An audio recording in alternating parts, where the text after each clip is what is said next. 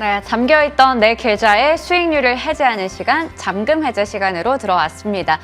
오늘 시장은 간밤에 미증시가 밀리기도 했고 부채 한도 협상에 대해서 계속해서 난관을 겪고 있다라는 소식들이 나오면서 일단은 하락으로 출발을 했습니다. 지금 현재는 낙폭을 좀 줄여가고 있지만 여전히 하락세에 놓여 있는데요. 그간 또 코스피, 코스닥 지수가 각각 일주일 이상 많이 올라왔었기 때문에 오늘 좀 쉬어가는 구간인지 그렇다면 여기서 어떤 종목을 봐야 될지 이야기 나눠보겠습니다.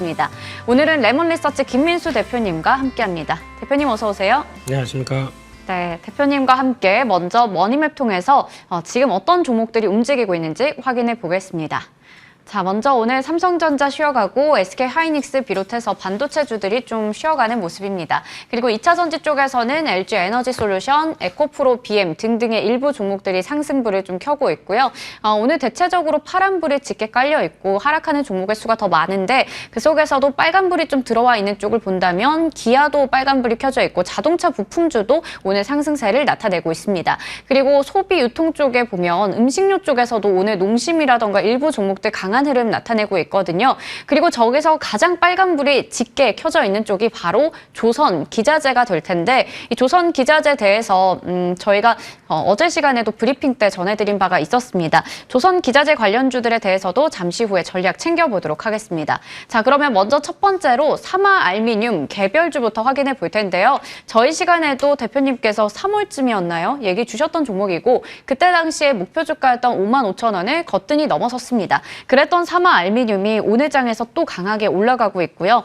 이 종목이 어느덧 또 8만 원대에서 움직이고 있는데 사실 그 전고점은 10만 원 정도였거든요. 거기까지 다시 한번 노려볼 수 있는 자리인지 지금 어떻게 보시는지 궁금합니다. 네, 요즘 또다시 불어오는 2차 전지에 대한 재조명. 네. 이게 주가를 이끄는 상황이라고 봐야 될 것 같은데 오늘 보니까 사마알미늄이 아니라 남선알미늄이네요.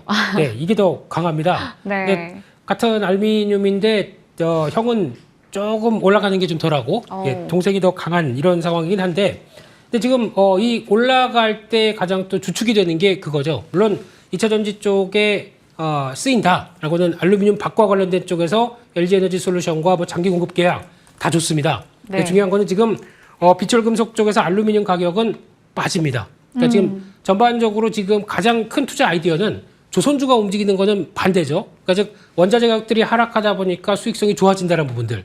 근데 이런 비철금속을 주로 해서 납품을 하는 회사들 같은 경우는 알루미늄 가격이 하락하게 되면 판가가 떨어지게 되겠죠. 네. 그럼 그거를 가지고 납품을 하는데 그러면 P가 떨어지는데 Q가 폭발적으로 성장을 해야 그게 매출이 유지가 되는 상황이 되겠죠. 네. 그래서 아니면 늘어나는 쪽이 되는데 아직 그와 관련된 쪽에서는 약간 투자 아이디어가 완전히 정확하지는 않을 수 있다라는 쪽으로 보게 되면 지금 또 공급 계약이 뭔가가 늘어나거나 아니면 폭발적인 성장에 대한 부분들을 확인할 수 있는 정도 이거는 아직은 찾기가 좀 어렵기 때문에 지금은 일단은 과거에 보여줬던 밸류에이션 업은 지금은 거기까지 바로 다이렉트로 들어가겠다라고 하기에는 요거저거 좀 체크할 게 많다라는 쪽으로 바라봐야 될 것 같습니다. 네, 오늘 보니까 남선 알미늄이 훨씬 더 강합니다. 신고가를 또 돌파하기도 했고요. 일단은 알미늄 관련주들이 또 그 전에 많이 올라온 바 있기 때문에 지금 잠시 또 쉬어가다가 다시 상승세가 나오고 있긴 하지만 뭔가 밸류, 지금 자리에서의 밸류를 확인할 만한 뭔가 이슈가 좀 필요할 것 같습니다. 일단은 또 급하게 오르고 있는 만큼 여기서 추격 매수는 좀 어려울 것으로 보입니다. 자, 다음으로 이제 섹터 얘기 나눠볼 텐데요. 조선 기자재 쪽이 강합니다. 그동안 얼마나 좀 부진했었나요? 하지만 그럼에도 불구하고 증권가에서 워낙에 좋은 전망을 내놓고 있었고 뭐 수주 면에서도 그렇고 조선가의 상승도 그렇고 여러 가지 긍정적인 이슈 많은 쪽이거든요. 특히 대우조선해양은 어제 또 한화오션으로 새롭게 새 출발을 했는데 조선 쪽도 그렇고 기자재도 그렇고 어떻게 보시는지 궁금합니다. 계속해서 갈 수 있을까요? 저희가 잔금 해제가 월요일 날 있었으면은 네. 대우조선해양 들어갔습니다. 네, 그렇지만 이렇게 오른 가격 쪽에서 더 부를까요? 콜로 부를 수 있을까요? 네. 네. 더 계속 네. 아마 정고점 때 안착하고 정고점을 앞둔 매물이다 보니까 좀 소화하는 과정은 나올 수 있겠는데 레벨업 시도할 겁니다. 그렇기 때문에 조선 쪽은 계속 긍정적으로 보자. 앞서 또 연구원님께서도 한번 나오셨었죠. 네. 예, 그래서 자세하게 얘기 드렸기 때문에 제가 뭘 얘기를 드리면 뭐가 그렇겠습니까? 하지만 그냥 트레이더로서 네. 지금 바라보는 조선 쪽은 괜찮다. 한번 단기 매물 소화하는 자리 정도쯤 되게 되면 사보자라는 쪽이고요. 개인적으로는 조선사가 우리 국내 조선사가 이제 영역을 펼치면서 나오는 독보적인 기술을 갖고 있는 섹터들이 훨씬 더 조선 기자 쪽에서 부각을 받는다라는 쪽에서 엔진 쪽 많이 보는데 네. 첫 번째로 뭐 HUSD 엔진은 그분이 추천 주셨기 때문에 네. 빼겠습니다. 제가 보기에는 STX 엔진도 만만치 않게 영향력 미칠 수 있겠다는 쪽에서 관심 있게 보고 있고요. 1분기 실적에서 잘 나온 회사 중에 하나가 케이프입니다. 네. 이쪽도 엔진에 들어가는 실린더의 라이너라고 얘기를 하죠. 이쪽에서도 강점이 있는 회사이기 때문에 케이프 같은 경우도 잘 활용받은 실적 가지고는 레벨업을 시도할 수 있다라는 쪽에서 네. 관심 있게 보셔야 될 것 같습니다. 네. 케이프도 오늘 또 4% 가까이 올라가고 있고요. 지금 얘기를 해주셨지만 조선주들 월요일에 출연하셨으면 또 적극적으로 얘기해 주셨을 텐데 일단 지금 좀 많이 올라왔습니다. 그렇기 때문에 좀 더 지켜보도록 하겠습니다. 자, 그러면 오늘의 잠금 해제 종목들 하나씩 풀어보도록 할게요. 먼저 첫 번째 종목은 레이언스 확인해 보겠습니다. 9분기 연속으로 성장세를 나타내고 있는데 이게 계속해서 이어질지 좀 궁금합니다. 첫 번째 투자 포인트 볼게요. 디텍터라고 하는데 이거 어떤 건가요? 예, 디텍터 하면은 뭐 탐정 이런 거 네. 아닙니다. 예? 그거부터 생각이 났어요. 아, 그러세요?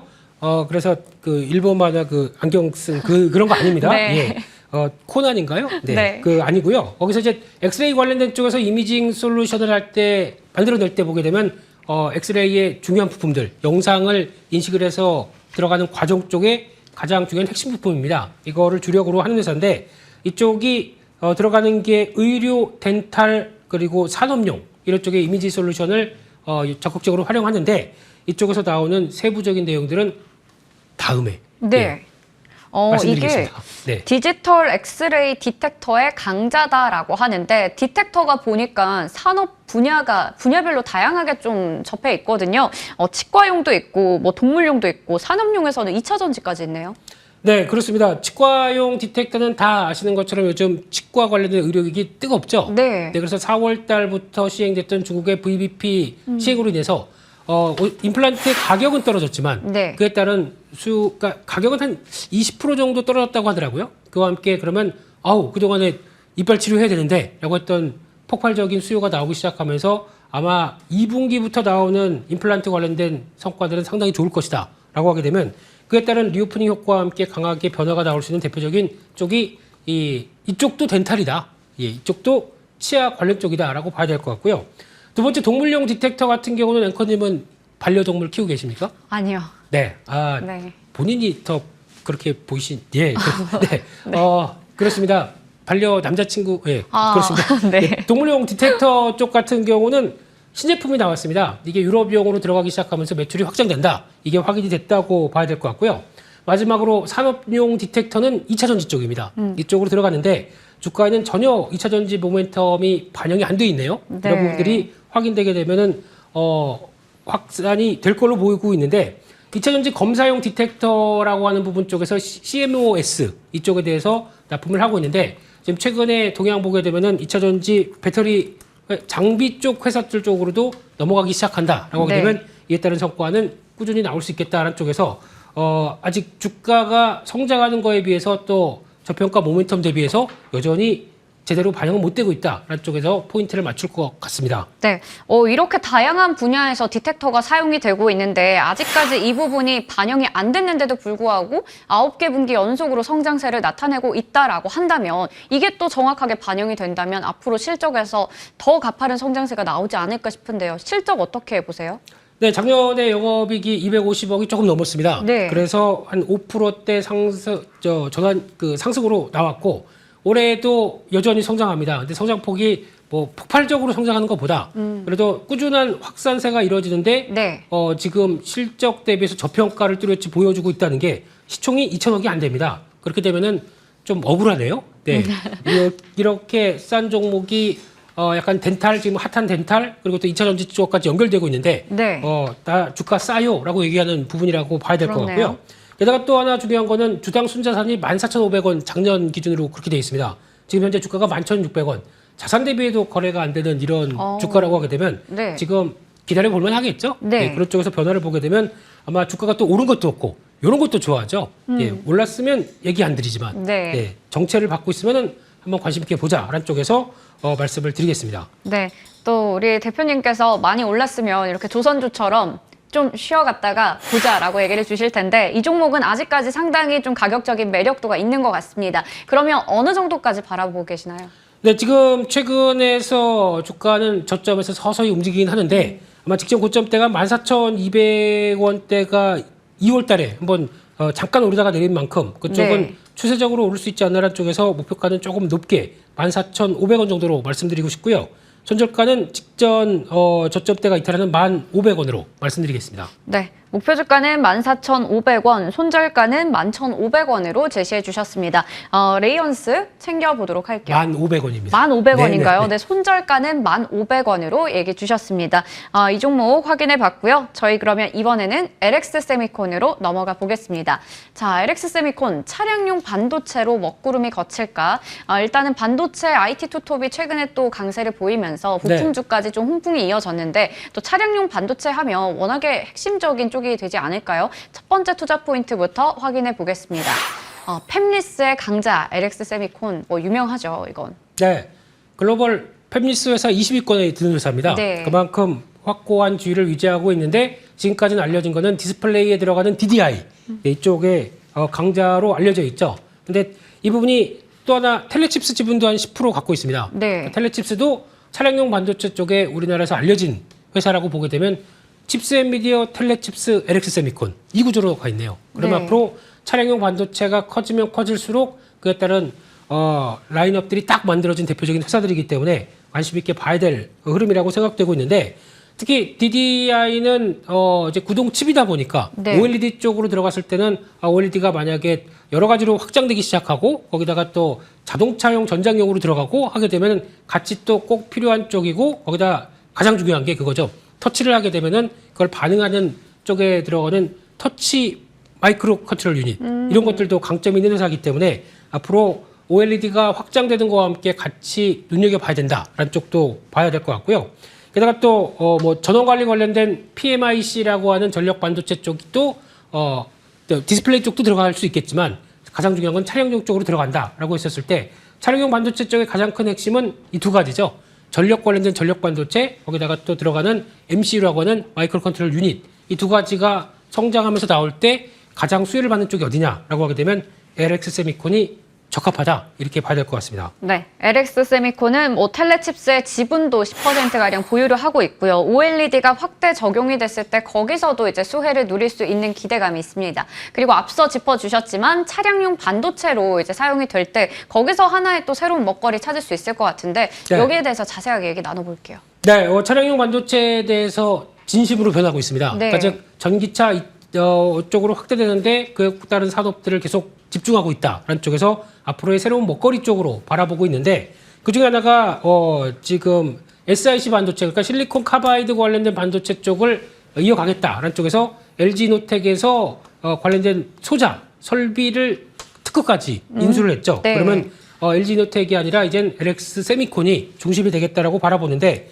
그중에 하나 또 일본의 방열 소재사인 FJ 컴포지트 머티리얼스 이름 너무 기네요. 네. 그냥 간단하게 FJ 네. 이쪽으로 이제 갖고 있던 지분 한 30%를 인수해 갖고 그걸 통해서 약간 수직 계열화식으로 나가기 시작하는데 이 방열 소재가 어디 쓰이느냐라고 하게 되면 2차 전지 안에 배터리 팩을 구성할 때 쓰이는 거죠. 네. 그러면 2차 전지 쪽에 관련된 밸류는 지금 또 못 받고 있네요. 네, 이런 것도 좀 생각해 봐야 될 것 같고요.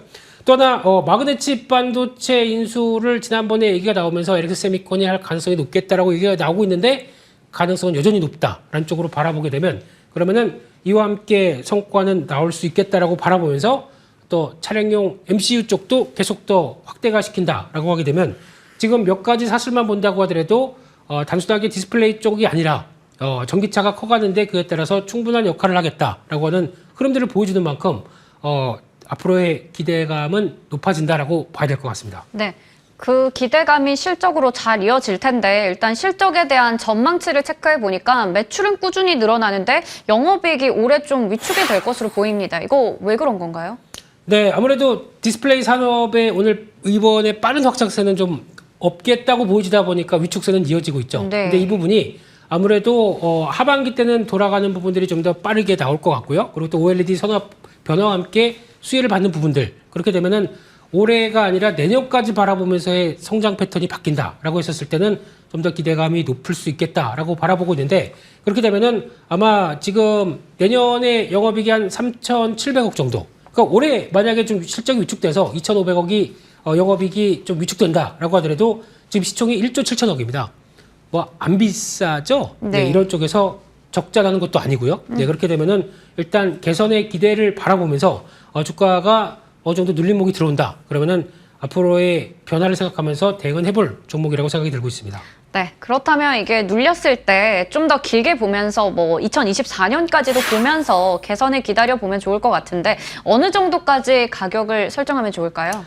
일단 10만 5천 원대 전후 쪽에서 가격대를 한번 바라보셨으면 좋겠고요. 네. 그리고 이게 턴에서 다음 자리로 들어간다라고 하게 되면 지난 고점대가 16만 8천 원이 있었는데 그거는 2021년 12월. 맞아요. 너무 예전이죠. 3,300대 지수니까 네. 거기까지는 모르겠지만 성과가 확인된다라고 하게 되면 15만 원대는 충분히 갈 수 있지 않나라는 쪽에서 앞으로의 변화 좀 노려보셨으면 좋겠고요. 손절가는 한 9만 7천 원대로 말씀드리겠습니다.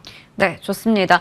좀 눌렸을 때 노려보자 얘기해 주셨어요. 10만 5천 원쯤 전후로 해서 얘기해 주셨고요. 그리고 목표 주가는 15만 원 정도, 손절가는 9만 7천 원으로 제시해 주셨습니다. 이렇게 오늘 잠금 해제 통해서 두 종목 알아봤습니다. 지금까지 레몬리서치 김민수 대표님과 함께했습니다. 대표님 고맙습니다.